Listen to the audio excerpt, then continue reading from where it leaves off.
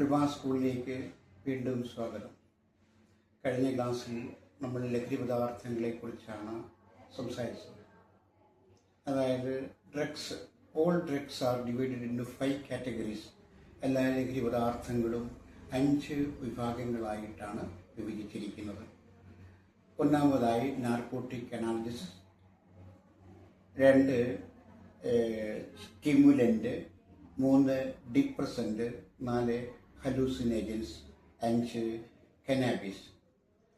ഇവയെ ഈ 5 കാറ്റഗറിയായി വിഭജിച്ചത് ലോകത്തിലുള്ള ആയിരക്കണക്കിന് ഡ്രഗ്സിനെ ഈ 5 കാറ്റഗറിയായി വിഭജിച്ചിരിക്കുന്നത് അതിൻ്റെ കെമിക്കൽ ഇക്വേഷൻ നോക്കിയിട്ടോ, അതല്ലെങ്കിൽ അത് എങ്ങനെ ഒറിജിൻ എങ്ങനെ കിട്ടുന്നു എന്ന് നോക്കിയിട്ടോ, അതല്ലെങ്കിൽ മനുഷ്യൻ്റെ ശരീരത്തിൽ അതെങ്ങനെ പ്രവർത്തിക്കുന്നു എന്ന് നോക്കിയിട്ടുമാണ്.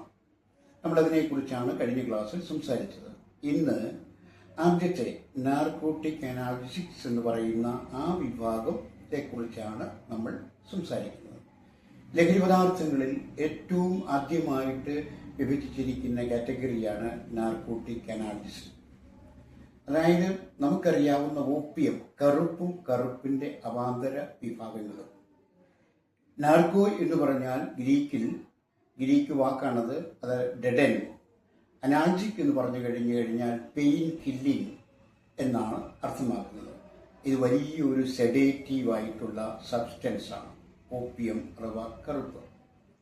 പോപ്പി ചെടിയിൽ നിന്ന്, അതായത് പാപ്പവർ സാംനിഫോറം എന്ന് പറയുന്ന ബൊട്ടാണിക്കൽ നെയിമുള്ള ഒരു ബുഷ് ടൈപ്പ് ചെടിയിൽ നിന്നും അതിൻ്റെ കറയിൽ നിന്നും കളക്ട് ചെയ്യുന്നതാണ് ഈ ഓപ്പിയം. ഒരു ടാർ ലൈക്ക് സബ്സ്റ്റൻസ്, നമ്മളെ ടാറിൻ്റെ അതേ രൂപത്തിലുള്ള ഒരു കറുപ്പ് കലർന്ന ഗ്രേ ആയിട്ടുള്ള സബ്സ്റ്റൻസാണ് ഇത്. അപ്പോൾ ഇത് ഈ പോപ്പി ചെടിയിൽ നിന്ന് നാച്ചുറലായിട്ട് കിട്ടുന്നുണ്ട്. 3 വിഭാഗത്തിൽ നമുക്ക് കിട്ടുന്നതുകൊണ്ട് ഉത്പാദിപ്പിക്കുന്നുണ്ട്. By natural or by semi synthetic or synthetic. അപ്പോൾ ഇതിലെ നാച്ചുറൽ ആയിട്ടുള്ളതെന്ന് പറഞ്ഞാൽ മുൻപ് സൂചിപ്പിച്ച പോപ്പി ചെടിയിൽ നിന്ന് അതിൻ്റെ കറ എടുത്ത് കളക്ട് ചെയ്ത് എടുക്കുന്നതാണ്. അത് പിന്നെ കുറെ കൂടി പ്യൂരിഫൈ ചെയ്ത് കഴിയുമ്പോൾ മോർഫിനും കൊഡെയിൻ എന്ന് രണ്ടായിട്ട് വിഭജിച്ചിരിക്കുന്നു. മോർഫിൻ എന്നും കൊഡെയിൻ എന്നും. അതായത് അതിനകത്തുള്ള ആൽക്കഹോയിഡ് ഈ കറുപ്പിനെ ശുദ്ധീകരിച്ച് കഴിയുമ്പോൾ അതിലെ ഏകദേശം നല്ല ഒരു ശതമാനം വരുന്ന ആൽക്കലോയിഡ് കൂടിയതാണ് ഈ മോർഫിൻ എന്ന് പറയുന്നത്. But in the case of പക്ഷേ കൊഡെയിനിൽ വളരെ ചെറിയ പേഴ്സൻറ്റേജ് മാത്രമേ ഈ ആൽക്കലോയിഡ് ഉള്ളൂ.